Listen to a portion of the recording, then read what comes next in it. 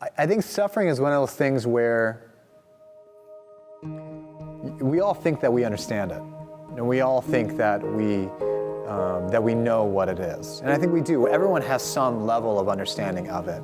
But there are moments that show you the true breadth of it. And we should never think that we're experts before we hit that moment.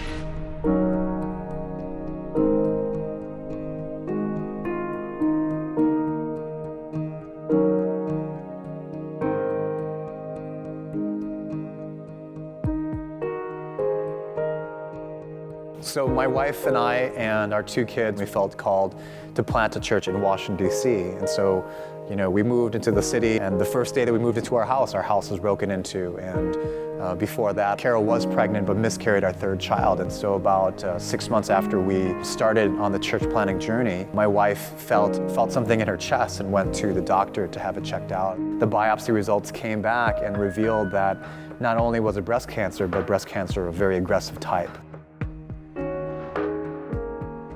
I didn't know who God was after that point. Even after years of seminary and walking with Jesus for decades before that, I was left with an incomplete theology and a broken understanding of who God was. I went down to my basement without the lights on and just could not stop crying. And I thought about the thought of losing my wife. In prayer, in kind of desperate prayer, I felt like God responded to me, but didn't respond in the way that I thought. Instead of saying, it'll be all right, everything will be perfect, I felt like God was saying, stop crying. It's not going to help. And I was really shocked by that. And I was really shocked by kind of this admonition. It's almost like a rebuke. And I think there comes a moment in every person's story of suffering where, yes, you need to lament, you need to cry out, you need to be honest before God, but when it's time to get up, you need to get up. And you need to walk straight into where you're headed. And you need to stop complaining about the cards that you wish you had been dealt and play the ones that you have instead. And that's what I recognized in that moment, that this is what faith is for. The first step of her treatment was to go into the hospital for her mastectomy, to have her cancer removed from her body. And so she went into the hospital, had a routine blood test done, and the surgeon called me into the surgery prep area and told me, we found out that your wife is pregnant. And that was a gift to us, because up to this point, we didn't even know if God was still around. Maybe he had just left our area and wasn't listening to us any longer. And it was at this moment as if he was saying, no, I'm still here.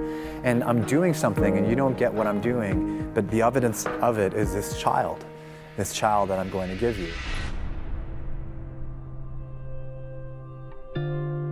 So after deciding to both go through chemotherapy while having this baby, we waited for the first trimester to pass so that the baby would have the best chance at survival.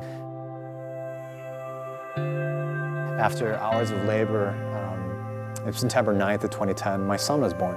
Almost entire life up to that point spent it swimming in a cocktail of drugs, of chemotherapy drugs, and he had come out healthy. It was just a miracle. A miracle, and there's no other kind of easy way to put it, or no other way to say it besides that. And that's precisely what our son had proven to us, that nothing could hinder God from saving if he wanted to do that. Whether it was the cancer or the recommendation of a doctor or chemotherapy drugs, and none of these things were bigger than God's ability to save.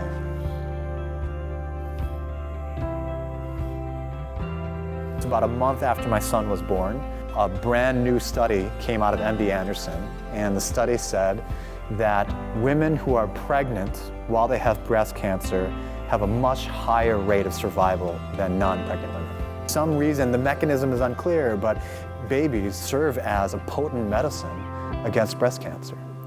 And it was in that moment that our whole story came full circle.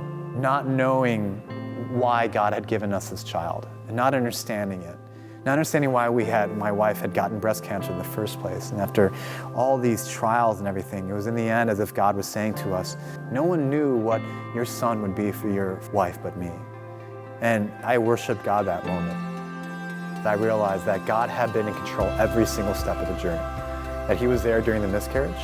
He was there when our house was broken into. He was there during the diagnosis. He was there in the operating room. He was there all throughout our entire journey, kind of orchestrating every single moment.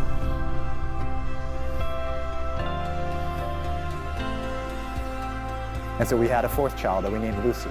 After that, we had another child, actually. So we thought that was just a fluke, but it ended up that she got pregnant again with our fifth child, Xavier. My wife is doing well. She's 6 years out from her initial diagnosis, cancer-free. My son, Jonathan, he is now a 5.5-year-old, going to celebrate his 6th birthday this year. We're doing well as a family. We've moved cross-country to Seattle, and we're thriving out here.